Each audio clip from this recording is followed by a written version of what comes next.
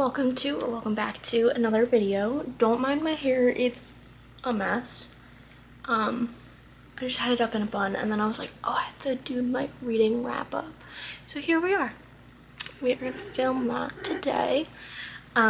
So next to me I have my books that I read this month. And then I have my phone up just in case like I have to look at any thoughts or anything that I thought of, and like my star ratings. That's another thing I have it up there for.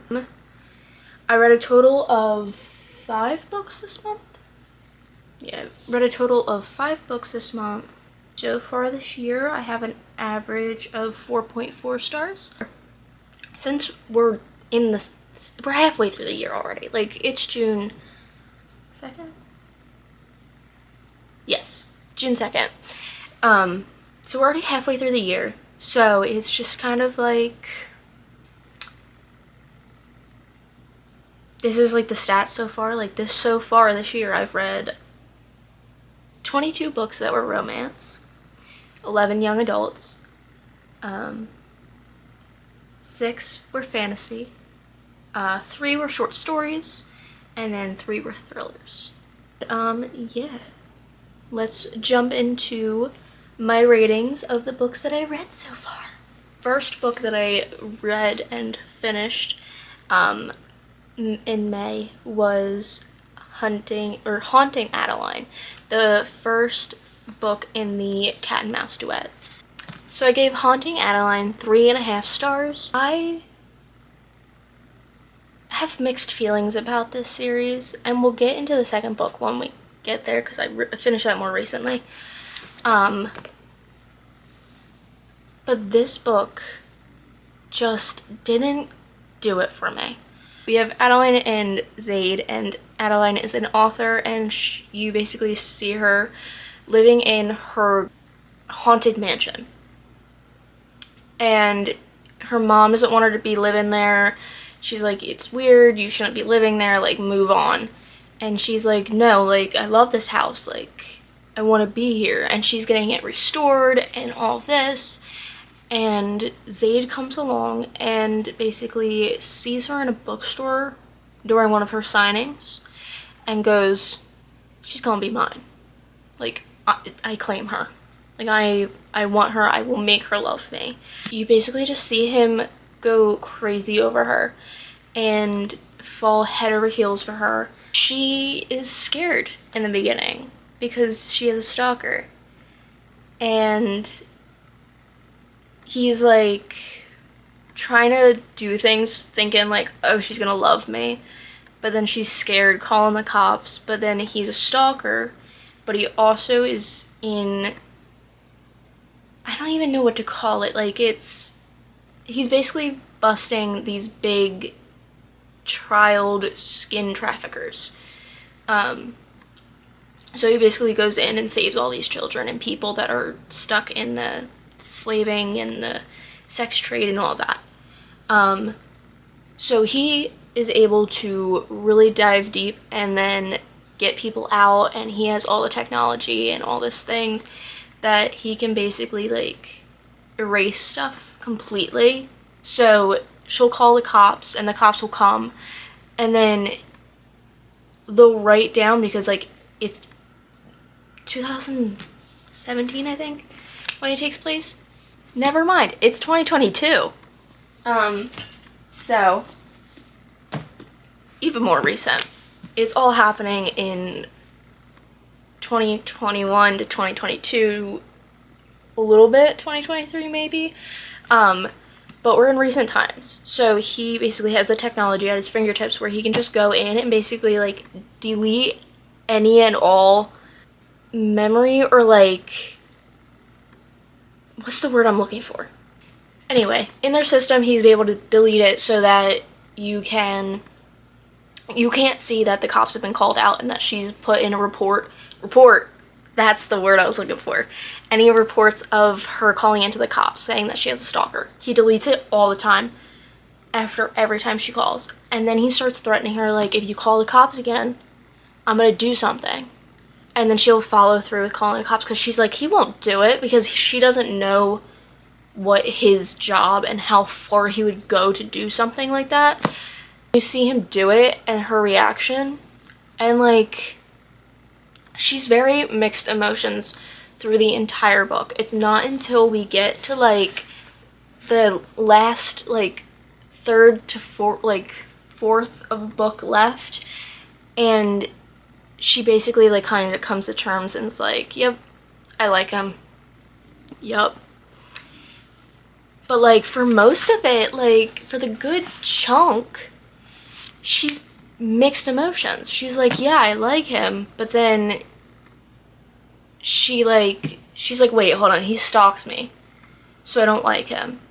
Her best friend is also working in the same company that Zaid started as Z, and her friend doesn't know that who it is stalking her, but she's, puts up the camera, or yeah, they put up cameras and they do all this stuff so that they can try to find him, but then Zaid has the access to delete all of this proof. But yeah, so basically this book was literally just her going back and forth over and over again whether she likes him or she doesn't. And they have a lot of sex.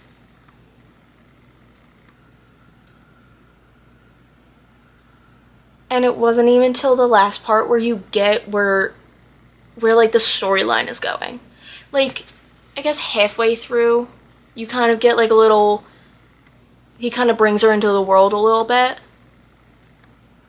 but you don't really see anything until the very end, and your whole world drops out from underneath of you.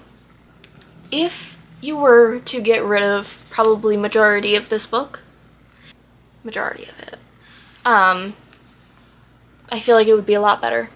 They could do a lot without all of the smut, because they're just having hate sex over and over again. But, we're moving on.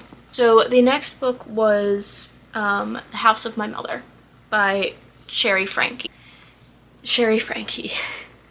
And in it, she basically, there's this family called the Eight Passengers, and they're Mormons, Christian. I have no concrete like evidence of what they are. I just know that they go to the Church of Jesus Christ of Latter-day Saints. That might even not be the right title of the church. Who knows? But this mom starts her YouTube channel as like a food blogger, making meals, super like Christian mom, like the stereotype that you think of. And then she sees the side of YouTube and all that where you can gain a following and do all these things. That's where it kind of takes a turn for the worst. She basically starts getting obsessed with the thought of having a YouTube channel and having all these followers. And that's where it kind of takes a turn, because then she starts kind of being manipulative and abusive and using everything and anything against her children. And the book is written by the daughter, Sherry Frankie. She is the oldest of all the children, so she basically didn't see the bad in it at first. She was like, okay, like this could happen, and then all of a sudden, like, she was like, this is becoming really toxic. And then she would try to tell her dad, and at first her dad saw it, and he was like, yeah, we're gonna change this, we're gonna do what we can do to like get rid of this. Eventually he kind of gets brainwashed, just like all of the rest of the family, and they basically just kind of get stuck in this rut where the mom just abuses the children verbally and not like eventually physically, but it's like taking away food, taking away electronics, taking away their bed and where they sleep, sending them away to a camp in the wilderness where they don't have any access to anything and have to scavenge for their food. And she only did it for one son because he was the problem child. He was just trying to be a teenager. You didn't have to take it that far. But anyway, so you see it through Sherry's point of view and everything, and she basically gets out.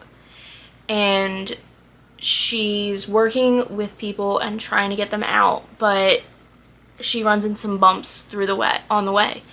And some things happen, and you basically just see, like, what happened. The path that they had to go through and what they had to go through and all of it. So it's definitely a very good book to read.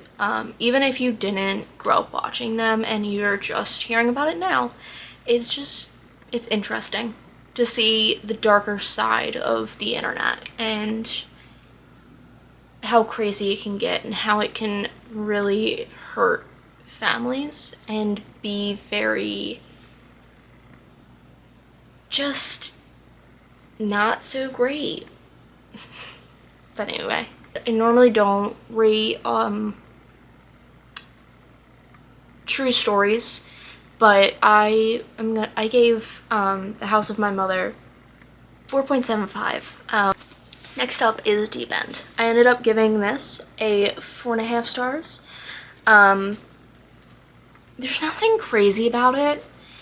It is about this girl named Scarlett, and she is on a swim team, and she eventually kind of gets hurt. Not kind of, she does get hurt. And it causes her to have a lot of surgeries, and basically she develops a mental block where she can't do a certain dive or a certain few dives. I forget which one it is, but it basically, her body stops her from doing certain things. She'll go to do it, but she kind of like, her brain and her body kind of just do something different. She jumps off and goes to do a backward flip into the water, but her body does a forward flip instead because she had a traumatic experience with doing the backward flip. That's not exactly what happens, but it's the best I can explain to you guys for you guys to understand. And if you guys read this, you would understand a little bit more about basically like just what it causes her. She basically is an Olympic diver, or she's trying to be an Olympic diver, and she's going to college, and she has this mental block, and she can't do a certain dive, and she keeps working at it and working at it and working at it, but just nothing helps. And the love interest is called Luke. The love interest male main character is Luke, and he is also a swim type. He's a swimmer, a competitive swimmer. So he doesn't jump and dive in, but he swims in the pool. And he wins a lot of medals, and he's really great. And they basically meet because Scarlett's best friend is his ex. At first, you enter the book, and Luke and her best friend are together, and they're doing their best. Everything's great, and then all of a sudden, this best friend and Luke break up. Friend drunkenly tells them that they should get together because the reason that they broke up was because Luke is more spicy when it comes to intercourse, whereas the friend isn't. And they've tried it, but it didn't work out. And it's a little awkward at first because they're like, we shouldn't be doing this, but then they're like, but she literally gave us permission, and she's literally hanging out with other guys. Like, she moved on. So they basically start hanging out and doing stuff, and Scarlett's also having a hard time doing or learning a language, and he basically is from the other side of the world. Like, this is based in the United States, but he's from over like in England and stuff. I forget where. One of the two, German or Swedish. It'll be up on the screen. But he basically helps her be able to learn and to basically pass her tests, so that she can graduate and basically go to med school. That's all she wants to do, is become a medical person. I don't think it tells you what she has the hopes and dreams of being, but She just wants to be in the medical field and get into the school, but she has to be able to pass the test. But then she also wants to be an Olympic swimmer, or at least continue competitively diving until the end of college. So basically it's just them developing their love and him basically helping her get out of her mental block, and then him, I don't think he has a big issue in the story, like a problem that they overcome. I think it's mostly that she just helps him have a better sex life. I ended up rating this 4.75 stars, right? Was it 4.5? 4.5. I listened to this on audiobook, by the way, and it was pretty good. I like when the female and male character have their respective voices. Yeah. So, 4.5 stars. Next up, we have the Hunting Adeline, the second book in the cat and mouse duet. I rated 4.5 stars, which is better than the first one because I rated that one 3.5 stars. So, an improvement somewhere. But anyway, so for this book, it was the complete opposite of the first book, where a majority of the book is actually stuff happening and you're getting the story and the plot line and things are happening, you're intrigued, and you want to find out what happens. I can't really say anything about what happens in this. Both Adeline and Zaid are still in here. That's all you need to know. Something really big happens at the end of the first one, which has to do with the fact that the job that he's in as Z, and it basically affects her. And then in this one, you basically get what they have to do to try to fix it. That being said, I also said it was the opposite of the first book, so most of it is all great because things are happening. Fantastic. But then you get to the second half to the last third of the book, and yeah, things are still happening, but it's mostly just smut. I was okay with it at first because something really happens and she gets traumatized and she doesn't want to have sex anymore, and he basically rewires her brain in a sense of whatever she has a bad memory of, or whenever she starts to think of those things during intercourse, he basically tries to pull her back in the moment and be like, no, I'm doing this. He basically just turned all of her worst memories into himself, so that anytime that she thought of something, it was him who replaced it, which I like the idea of that. He tried to rewire her brain so that it was better. But again, the end was just really just smut. Could have done without. So again, probably half to the last third of this book could be done without. But I definitely enjoyed this book more than the first one. And then last but not least was Wild Side. So Wild Side, I gave 5 star. I just wanted to make sure. I was like, I believe I gave this a 5 star, but I did. So this is definitely a 5 star. It's not a 6 star book, but Wild Side is about this girl named Tabitha and a guy named Reese. Reese, however you say it, because it's the same thing as every time I saw his name, I was thinking of Rhysand from A Court of Thorns and Roses. Every time I saw his name, I was like, oh, Rhysand. And then I was like, no, this guy doesn't have bat wings. No. But there's nothing that hints toward a court. There's a Court of Thorns and Roses. But they do mention, because he's a wrestler, you can see the little face mask right here, basically say that he's like Batman. And I was like, Rhys-Ann? Batman? I think so. Anyway, Tabitha, who's a cook in Rose Hill, and she has her own bistro, and she's basically like making food and serving it.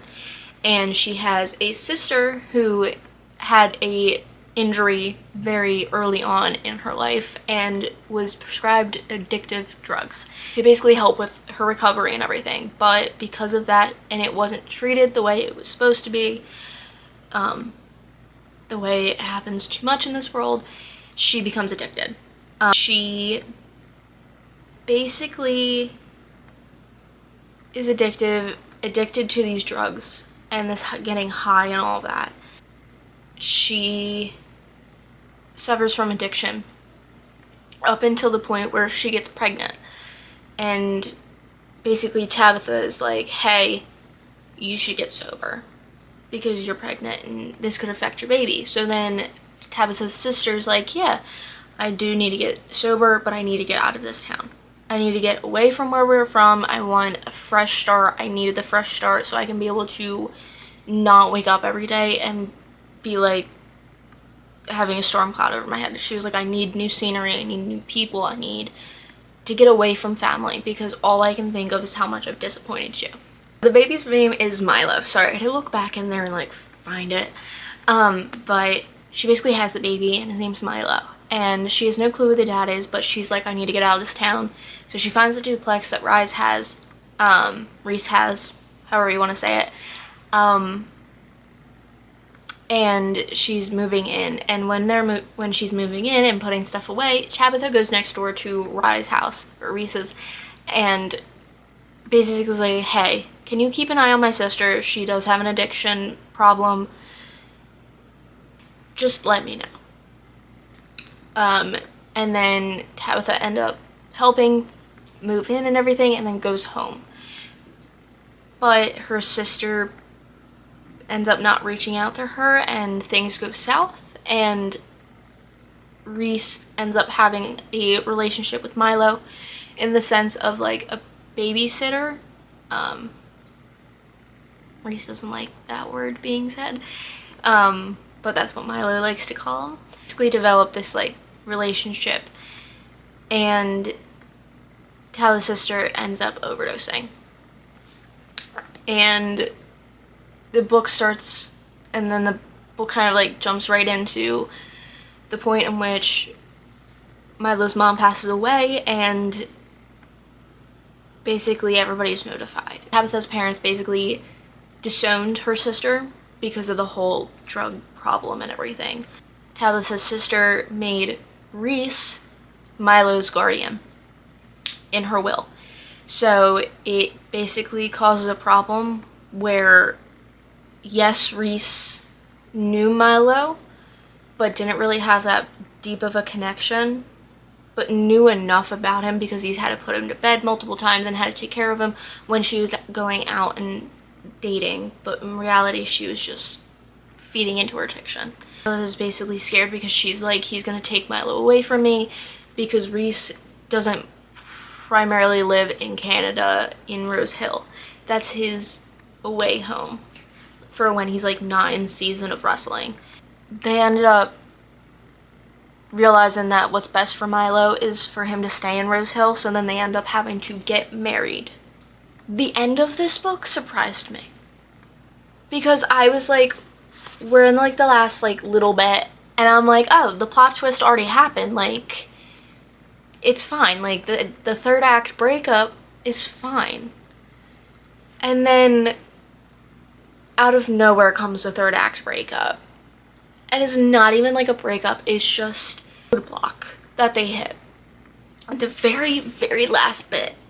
You don't get a prologue, but you basically got in the last book these characters basically being introduced, and you get to see it from Rhys's point of view of her dropping him off at the bowling alley. But even from like the beginning, not the beginning, it's like halfway to almost completely done the book, but you get an earlier look into the characters in the next book, and that I can't say anything about the characters in the next book, but it seems very interesting. It's something that I've never really heard of before, but it is very interesting, and I'm really looking forward to reading the next one, which I don't know when it comes out, but we'll definitely be picking it up because Elsie is definitely an auto-buy author, and she just keeps knocking it out of the park every time I pick up a book. But anyway, here's all the books that we read in May. I absolutely had a fantastic reading month. I'm happy that I got a anticipated duet out of the way. I read 2 new releases, and I can't wait to see what else we get up to in June and how much more that we get to read and enjoy. Right now I'm reading Beartown by Frederick Bachman, and I'm absolutely loving it. I didn't realize it was in 3rd person until like 50 pages in, and I was like, wait, hold on. This is 3rd person. But it doesn't bother me at all, which is normally weird because normally when it's in 3rd person I notice 1 right away, and 2 I'm weirded out by it and I can't stay focused.